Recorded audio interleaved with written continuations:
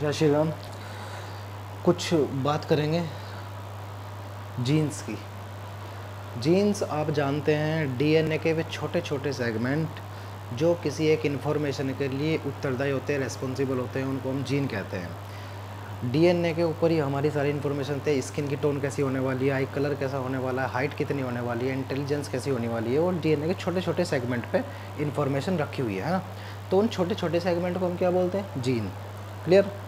अब यहाँ देखते हैं ये क्या है, सिस्ट्रोन। 10 तरह के जीन यहाँ पे मैंने बताया आपको, 10 सिस्ट्रोन। और बहुत पूछे जाते हैं, बड़े बड़े एग्ज़ाम में बहुत पूछे जाते हैं। और इस बार क्योंकि इस बार तो 2021 या 2022 में जो एग्ज़ाम होने वाला है आपका, टर्म फर्स्ट और टर्म टू, टर्म फर्स्ट तो आपका 21 में होगा, टर्म सेकंड जो होगा आपका 22 में होगा, तो उसमें बहुत चांस है कि आपको ये पूछे जाएँ। नीट में तो पूछे ही जाते हैं। सिस्ट्रोन का मतलब होता है डीएनए का वो हिस्सा जो ट्रांसक्रिप्शन करता है। ट्रांसक्रिप्शन का मतलब अपनी इन्फॉर्मेशन सेल के पास पहुंचाता है किसी फॉर्म में। आपको पता है वो फॉर्म क्या होती है? पहले डीएनए से एमआरएनए बनता है, एमआरएनए से फिर प्रोटीन यानी कि एंजाइम तैयार होता है, और वो एंजाइम हमारी बॉडी में पूरा काम करवा देता है। ठीक है, क्लियर है बात? तो सिस्ट्रोन आप जानते हैं इससे कि वो हिस्सा कौन सा? वो तो सारा हिस्सा हो जाएगा? नहीं, डीएनए का 98% पार्ट कोड नहीं करता। 2% से भी कम पार्ट जो होता है डीएनए का वो ट्रांसक्रिप्शनली एक्टिव होता है, यानी कि 2% से भी कम हिस्सा जो है इम्पोर्टेंट है डीएनए का। तो वो डीएनए का हिस्सा जो ट्रांसक्रिप्शन करके कुछ ना कुछ इन्फॉर्मेशन साइटोप्लाज्म में भेजता है, उसको बोलते हैं सिस्ट्रोन। दूसरी बात आती है म्यूटोन। म्यूटोन का मतलब क्या है? जब कोई ऑर्गेनिज्म किसी रेडिएशन में रहता है, अल्ट्रावायलेट रेज में ज़्यादा रहता है, रेडिएशन वाले एरिया में रहता है, तो उसके अंदर जो डीएनए होता है, डीएनए के अंदर जो इन्फॉर्मेशन है जो कोड की फॉर्म में AUGTC, अगर वो सीक्वेंस मान लीजिए ये ऐसी सीक्वेंस है कि उसके पास AAC है, सपोज़ करिए AAC है, और ये सपोज़ करिए किसी एक इन्फॉर्मेशन को कोड कर रहा है। मान लो ये इन्फॉर्मेशन उसकी हाइट है, या ये इन्फॉर्मेशन उसके जो है जो हेयर कलर है उसके लिए है। ठीक है, अगर यहाँ पे ऐड हो जाता है, एक C ऐड हो जाता है, तो अब क्या पढ़ा जाएगा? क्योंकि 3 ही पढ़े जाते हैं, CAA पढ़ा जाएगा। सबसे पहले क्या पढ़ा जाता है? AAC। अब CAA पता नहीं किसके लिए इन्फॉर्मेशन होगी। अगर यहाँ पे ये डिलीट हो जाता है, मान लो ये AB जो A था ये डिलीट हो जाता है, अब ये डिलीट हो जाता है तो आगे जो होगा वो पढ़ा जाएगा, क्योंकि 3 तो इसको पढ़ना ही है। ACA फिर पढ़ा जाएगा, यानी कि AAC जो था, AA जो C था वो नहीं पढ़ाया। खैर, आप शायद इसमें कन्फ्यूज़ हो गए। मैं कह रहा हूँ डीएनए के बेस सीक्वेंस जब रीड किए जाते हैं, 3 का जो ग्रुप होता है उसको रीड करता है। 3 का जो ग्रुप होता है वो किसी न किसी प्रोटीन, किसी न किसी अमीनो एसिड के लिए वो कोड करता है। लेकिन अगर इसमें से एक भी ऐड हो जाए, एक डिलीट हो जाए, एक रिप्लेस हो जाए, तो वो इन्फॉर्मेशन हो जाती है ख़राब। वो अच्छी भी हो सकती है, वो बुरी भी हो सकती है। तो डीएनए का वो सेगमेंट जो म्यूटेशन के अंदर जाता है, यानी कि जिसके अंदर चेंजेस हो सकते हैं अल्ट्रावायलेट रेज, कुछ केमिकल की वजह से या कुछ रेडिएशन की वजह से, उस हिस्से को बोलते हैं हम म्यूटोन। इसे लिखा हुआ है क्वांटिव म्यूटेशन।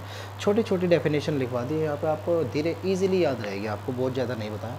रिकॉन का मतलब क्या है? आप जानते हैं जब हमारी सेक्स सेल बनती है तो सेक्स सेल में हमारे नॉन होमोलोगस क्रोमोसोम जो होते हैं वो आपस में एक्सचेंज करते हैं एक दूसरे का पार्ट। एक्सचेंज हर बार जब सेक्स सेल बनेगी, जब स्पर्म बनेगा, जब ओवा बनेगा, तब क्रॉसिंग ओवर होगा। डीएनए का एक हिस्सा दूसरे हिस्से के साथ जुड़ता है, ये पता नहीं कहाँ से जुड़ जाए वो।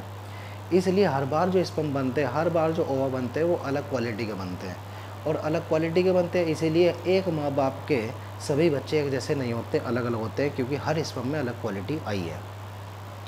यानी कि रिकॉन वो डीएनए का सेगमेंट या डीएनए की वो छोटी यूनिट है जो टूट करके दूसरे के साथ क्रॉसिंग ओवर करेगी, यानी कि एक हिस्सा दूसरे के हिस्से के साथ जा कर के अटैच हो जाएगा, उसी को बोलते हैं हम रिकॉन।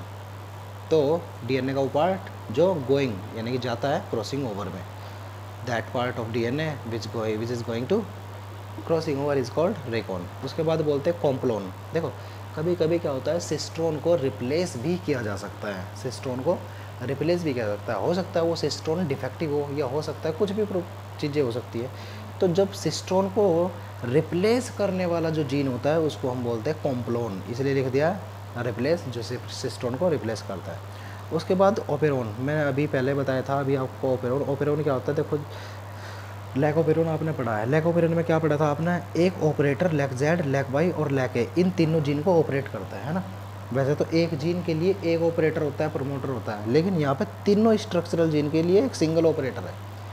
तो जहाँ पे एक ऑपरेटर और कुछ स्ट्रक्चरल जीन एक यूनिट की तरह से बिहेव करते हैं, यानी कि ये इन तीनों का काम कर देगा, तो उसे बोलते हैं हम ऑपरेटर। और यहाँ लिखा हुआ भी है कॉम्बिनेशन ऑफ ऑपरेटर का और स्ट्रक्चरल जीन का, और जो कि एक यूनिट की तरह से काम करता है।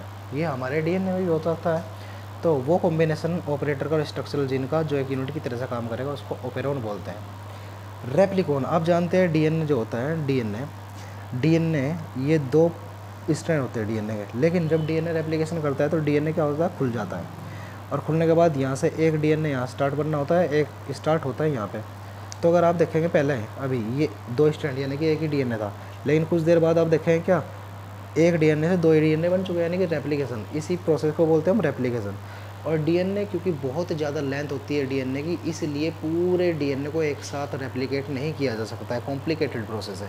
इसलिए डीएनए को छोटी छोटी यूनिट में रेप्लिकेशन करवाया जाता है, और डीएनए की वो छोटी यूनिट जिसका रेप्लिकेशन होना होता है उसी को हम बोलते हैं रेप्लिकॉन, और यहाँ पे लिख भी दिया यूनिट ऑफ रेप्लिकेशन। नेक्स्ट जो जीन होगा हमारा वो ट्रांसपोसॉन्स या जंपिंग जीन। पहले हम बता दें ये एज और जैकब ने रिपोर्ट किया था, इंपॉर्टेंट है, बहुत पूछे जाते हैं। रिपोर्टेड इन सबसे पहले जो है बैक्टीरिया में रिपोर्ट किया था, लेकिन एक्चुअल डिस्कवरी जो हुई थी इसकी वो मेज़ के अंदर हुई थी, एक्चुअल डिस्कवरी। अब जंपिंग जीन या ट्रांसपोसेबल जीन क्या है, देखो कुछ डीएनए का सेगमेंट कभी कभी अपने ही सेगमेंट के साथ ज्वाइन कर जाता है, बेस पेयरिंग कर लेता है, जिसकी वजह से वो इनएक्टिव हो जाएगा, और वही जो जीन होगा वो ट्रांसपोसेबल होगा, यानी कि एक जगह से दूसरी जगह पे भी ये मूव कर सकता है, यानी कि जंप कर सकता है, इसीलिए इसको जंपिंग जीन या ट्रांसपोसेबल जीन भी बोलते हैं। क्या बताया मैंने, डीएनए का एक सेगमेंट जब अपने ही सेगमेंट के साथ बेस पेयरिंग करके ज्वाइन कर जाएगा, और जो एक ही क्रोमोसोम पे भी हो सकते हैं, डिफरेंट क्रोमोसोम पे भी हो सकते हैं, और ये क्योंकि मूवेबल है इसीलिए इसको हम बोल सकते हैं ट्रांसपोसॉन्स या जंपिंग जीन, ये आपकी इसकी डिस्कवरी हुई है। उसके बाद हम बोल रहे हैं रेट्रोपोसॉन्स। रेट्रोपोसॉन्स क्या होते हैं, देखो आप जानते हैं डीएनए से हमेशा एमआरएनए बनता है, यानी कि डीएनए की इन्फॉर्मेशन एमआरएनए में जाती है, एमआरएनए से बनती है प्रोटीन, और प्रोटीन से हमारी बॉडी के अंदर जो हज़ारों रिएक्शंस चल रही है हर सेकंड में, उन रिएक्शंस को ऑपरेट कौन कर रहा है, एंजाइम्स। तो वो एंजाइम क्या है, प्रोटीन। प्रोटीन किससे बना है, एमआरएनए से, और एमआरएनए कहाँ से बना है, डीएनए से। तो हमेशा क्या होता है, डीएनए से आरएनए बनता है, आरएनए से प्रोटीन बनती है, हमारी बॉडी ऑपरेट रहती है, हमेशा बढ़िया ऑपरेट काम करती है। लेकिन अगर कभी डीएनए से आरएनए ना बन करके आरएनए से डीएनए बने, तो उस जीन को हम बोलते हैं या उस डीएनए को हम बोलते हैं रेट्रोपोसॉन, जो किससे बना है, आरएनए से। ऐसा कब होता है, जो रेट्रोवायरस होते हैं, जैसे HIV वायरस है। HIV वायरस क्या करता है, उसके पास आरएनए होता है, उस आरएनए से ही वो अपना डीएनए तैयार करता है हमारी सेल के अंदर पहुंच करके।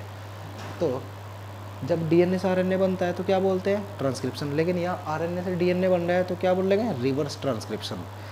जब डीएनए से आरएनए बनता है तो एंजाइम होता है इसमें इस्तेमाल, ट्रांसक्रिप्टेज। लेकिन यहाँ पे आरएनए से डीएनए बन रहा है, इसलिए यहाँ पे एंजाइम का नाम होगा रिवर्स ट्रांसक्रिप्टेज।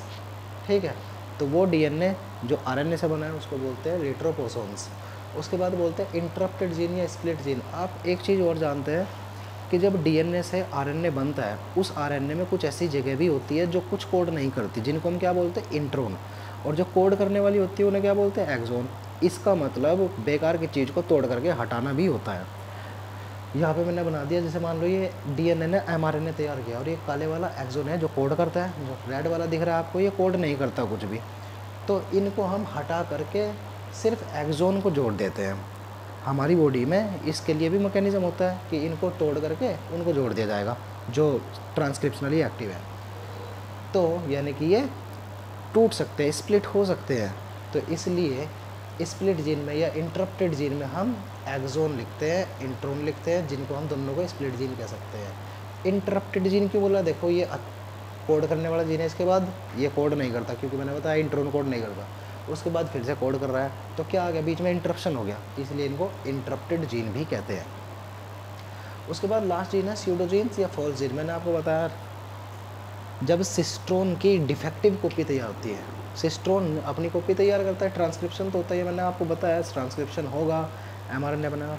लेकिन अगर वो कॉपी डिफेक्टिव हो गई है तो सिस्टोन की जो डिफेक्टिव कॉपी होती है वो जो कुछ कोड नहीं करेगी, क्योंकि वो डिफेक्टिव है कोड नहीं करेगी, उसी को हम बोलते हैं स्यूडोजीन्स या फॉल्स जीन। लिखा हुआ है डिफेक्टिव कॉपी ऑफ सिस्टोन, और रिपोर्ट किया गया था इसको ड्रोसोफिला यानी कि मक्खी में, हाउस फ्लाई में, रैट में और ह्यूमन में इसको डिस्कवर किया था। चैनल को सब्सक्राइब करें प्लीज़, और नेक्स्ट वीडियो के लिए इंतज़ार करें।